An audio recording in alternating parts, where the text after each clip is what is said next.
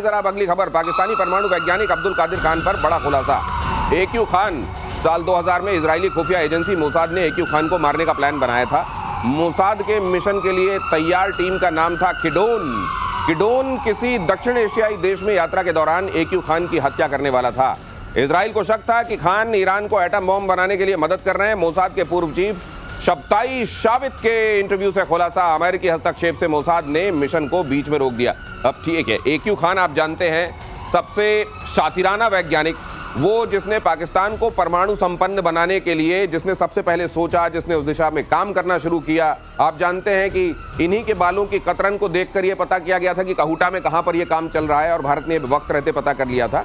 लेकिन अच्छी बात हुई कि मोसाद ने नहीं मारा, खुद पाकिस्तान वालों ने AQ खान को ठिकाने लगा दिया था। एब्सोल्युटली, उनको नजर बंद करके रखा था पाकिस्तान वालों ने।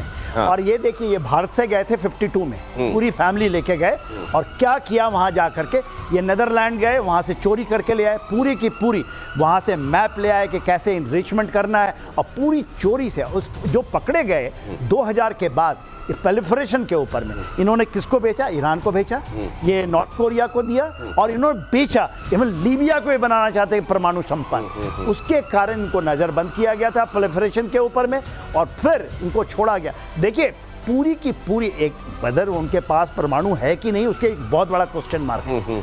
मगर जो AQ खान है, जो कि भारत से भागे थे 52 में, और जा करके पाकिस्तान के ऊपर में ये कहते हैं, उसके वहां तो बोलते हैं ना फादर ऑफ परमाणु।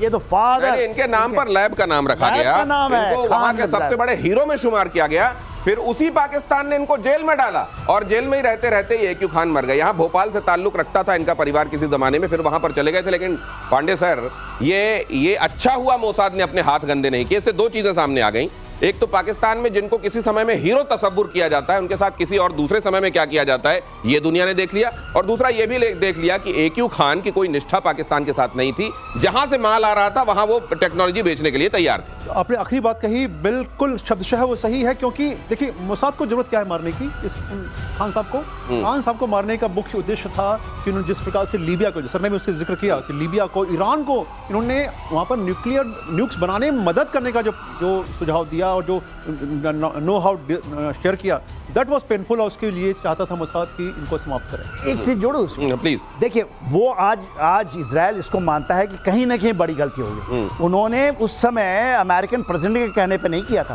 उसने इंश्योर किया था, उस समय ये परवेज मुशर्रफ साहब वहाँ चीफ होते थे, कि इसके बाद कोई गलती नहीं होगा। यदि इनको मार देते तो शायद ईरान के पास आज परमाणु के लिए जो अमेरिका को ना ऑपरेशन चलाना पड़ता है, मिडनाइट हैमर नहीं करना पड़ता। तो अच्छा, AQ खान आप जानते हैं, जैसा सर बता रहे थे, ये यूरोप में रहते थे, यूरोप की एक कंट्री में, असल में न्यूक्लियर डॉक्यूमेंट को लेकर। हाँ सर, नीदरलैंड्स को, और वहां पर इनको काम ये मिला था, ये थोड़ा सा उसको ट्रांसलेट भी करते थे, तर्जुमानी भी करते थे, उसको कॉपी करने का काम वहां। उनको ये नहीं मालूम था ये कॉपी करके उस कॉपी के साथ पहुंच जाएंगे पाकिस्तान, वहां पर बम बनाने की प्रक्रिया शुरू कर देंगे। और सिर्फ वहां नहीं, जितने रोग स्टेट तस्वुर किए जाते हैं अमेरिका की तरफ से, उन तमाम जगहों पर यह टेक्नोलॉजी दी जानी शुरू हो जाएगी। वो नॉर्थ कोरिया हो, या इधर लीबिया की बात की जा रही है, या ईरान हो। बहरहाल, अब पछताए होत क्या, तब जो करना था वो कर लेते। लेकिन ये रहस्य उद्घाटन ये तो बताता है कि पाकिस्तान को लेकर इजराइल हमेशा से ये सोचता रहा कि ये जो जगह है, यहां पर कुछ चीजों को काबू किया जाना बड़ा आवश्यक है। और पाकिस्तान पर FATF के ग्रे लिस्ट में जाने का खतरा अगली खबर में देखिए। पाकिस्तान वित्त मंत्री मोहम्मद औरंगजेब ने जताई आशंका, कहा बगैर किसी जांच रेगुलेशन के वित्तीय लेन देन हो रहा है। दरअसल पाकिस्तान के अंदर आतंकियों को फंड देने के लिए भारी पैमाने पर बगैर किसी रेगुलेशन के फंड का ट्रांसफर किया जा रहा है, और इसकी वजह से FATF की उस पर कड़ी नजर है। अब मुझको लगता है पाकिस्तान में दो तरह के लोग जानबूझकर रखे गए हैं। एक तो वो जो आतंकियों को मदद करते रहे फंड देने के नाम पर, और दूसरे वो जो बीच बीच में सीटी बजाकर ये संदेश देने की कोशिश करेंगे, नहीं हम देखिए यहाँ पर हर गड़बड़ में निगाह रखे हुए हैं। FATF का नाम जरूर लिया जा रहा है, लेकिन ये पाकिस्तान में सारे लोगों को पता है कि आतंकियों तक पैसा पहुंचेगा। उनको भी पता है जिन्होंने FATF के जरिए ये मदद किसी जमाने में पेश की है। और सर, मुझको ये लगता है कि ये केवल दिखाने के लिए ये कर दिया गया कि नहीं हम बड़े जागरूक हैं, आतंकियों तक पैसे नहीं पहुंचने। ना तो FATF की कोई फर्क पड़ रहा है, ना अमेरिका कोई फर्क पड़ रहा है, ना आतंकियों की फंडिंग में कहीं रुकावट आने वाली है, ऐसा लगता है। देखिए दिनेश, जो जकात ये कर रहे हैं वो डिजिटल, और वो फेक ID बनाते हैं, और एग्जैक्टली 15 दिन के बदल देते हैं, पूरे पैसे को कन्वर्ट करते हैं। और ये पूरा जो मरकज चला रहे हैं, 2 मरकज जो पैसे बना रहे हैं, वो मरकज सुबहान अल्लाह, मरकज तौबा, दोनों लश्कर के हैं और मरकज़े सुभान अल्लाह, मरकज़े तोयबा, जो एक तो लश्कर का है, एक लश्कर तोयबा का है, तो दोनों के पास पैसे बन रहे हैं। उसके अलावा क्रिप्टो, जो क्रिप्टो घुसा है वो कहते हैं कि ड्रग के मनी पूरे के पूरे क्रिप्टो के साथ आएगा, और even they are getting in the crypto. जो क्रिप्टो है ना, अब आपका नाम तो डोनाल्ड ट्रंप साहब का भी आ रहा है क्रिप्टो में, तो वो मेन चीज है कि कैसे ड्रग का मनी क्रिप्टो के अंदर जाए और कैसे इनका तो फिर अगर क्रिप्टो में ट्रंप साहब शुमार हैं, क्रिप्टो में पैसा लग रहा है, ड्रग मनी को पूरा परिवर्तित किया जा रहा है क्रिप्टो के जरिए, FATF या कोई भी इस तरह की इंटरनेशनल संस्था, आप जानते हैं अमेरिका का कितना उस पर इन्फ्लुएंस रहता है, ऐसे में पाकिस्तान को क्यों चिंता करना चाहिए? ठीक है यार, आप पैसा देते जाओ आतंकवादियों को। देखिए चर्चा में क्यों है ये विषय, इसलिए है कि मीटिंग इनकी चल रही है FATF की, आज आखिरी दिन है, और ये मुद्दा था कि क्या पाकिस्तान को हम ग्रे लिस्ट से ब्लैक लिस्ट में डाल दें, और 3 देशों ने इस समय FATF का जो बॉस चेयरमैन है वो चाइना है, तो चाइना का हमेशा साथ रहा है, वो कहता है कि चट्टान से भी मजबूत और हिमालय से भी ऊंची हमारी दोस्ती है, तो उनका साथ मिला, जो वीटो किया गया, और 27 पैरामीटर्स हैं जिसमें से कि 13 ही ये कामयाब हो पाया पाकिस्तान उसको फॉलो करने में, वो वीटो ग्रिल लिस्ट से बाहर नहीं निकल पाया, वो चाहता है ग्रिल लिस्ट से बाहर निकलना।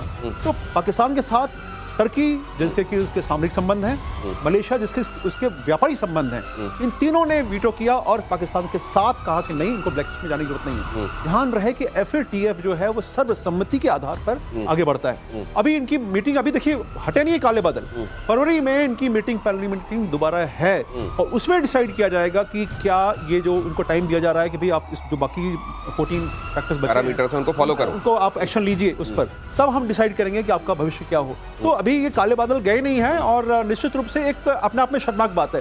ट्रंप क्या ये देख रहे हैं इस चीज को?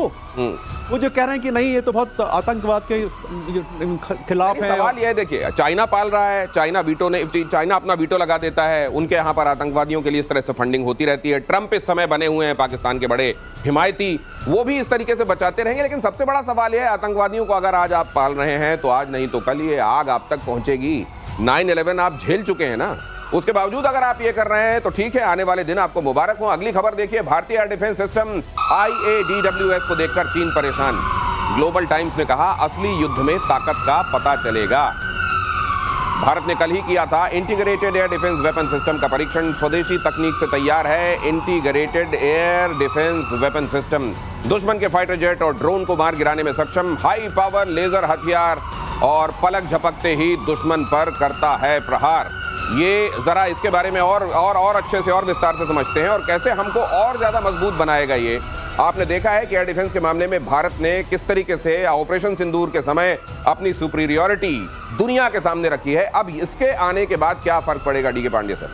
देखिए बहुत ही महत्वपूर्ण है कि ग्लोबल टाइम्स अगर रिएक्ट कर रहा है, इसका मतलब बात में कुछ दम है। क्या दम है? जो कोई देश नहीं कर पाया, किसी ने भी अपने एयर डिफेंस वेपन सिस्टम में लेजर का प्रयोग नहीं किया था। भारत ने, क्योंकि इजराइल भी जो है अभी वो ट्रायल में चल रहा है, हालांकि कहा जा रहा है कि शायद उन्होंने एक्टिवेट कर दिया है छोटे आयरन डोम के बाद, जो लास्ट लेयर है, 7 लेयर में है इजराइल का एयर डिफेंस सिस्टम। तो ये जो कर दिखाया भारत ने बिना किसी बाहरी मदद के, ये पूरा हतप्रभ हो गया है पूरा विश्व की ये कैसे संभव हुआ। और ये IDS कहा जा रहा है, प्रधानमंत्री ने घोषणा की 2035 तक इसको करना है। 2 साल में जो फर्स्ट टर्म है इसका, 2 साल में जो करना है इनको, जो कुशा प्रोजेक्ट है उसको लागू करना है। और एक हमारा जो सिस्टम बन रहा है S-400 के आधार पर, वो हमारा S-500 है, इनको एक्टिवेट करना है। उसके बाद सेकंड फेज और थर्ड फेज में हम जाएंगे AI और इमेजिंग टेक्नोलॉजी के सहारे हम किस प्रकार से अपने मारक क्षमता को बढ़ा सकते हैं। और भी जो ट्रायल्स हुए हैं इसमें एक साथ 3 टारगेट जो डिस्ट्रॉय किए गए हैं। 2 हाइपरसोनिक UAVs थे, हाइपरसोनिक मतलब क्लोज टू हाइपरसोनिक, और तीसरा था इनका क्वाडकॉप्टर। तो ये देखिए क्यों इनका जिक्र किया जा रहा है। आप ये जो कह रहे हैं सर कि एक तो ये मजबूती है भारत की, भारत ने ऑपरेशन सिंदूर के दौरान दुनिया को बताया है कि वो किस तरह से केपेबल है। और अगर चाइना ग्लोबल टाइम्स से कह रहा है कि देखिए एक बहुत महत्वपूर्ण लीप है, तो आपको ये समझना चाहिए कि कितना महत्वपूर्ण कदम भारत की सुरक्षा के हिसाब से ये है। जनरल सिन्हा, देखिए जो